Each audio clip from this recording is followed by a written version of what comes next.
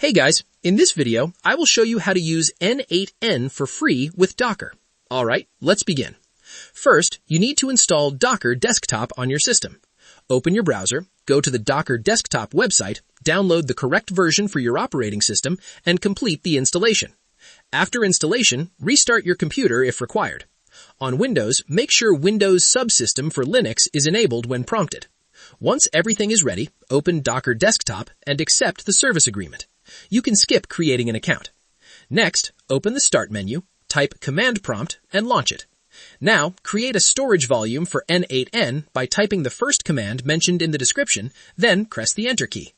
After that, run the second Docker command provided in the description to start the service. Give it a moment to initialize.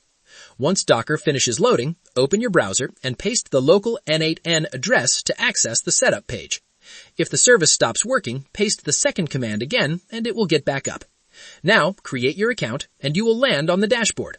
From there, click Create Workflow to build your first automation. So, that's basically how you can use n8n for free with Docker. That's it for this video. Thanks.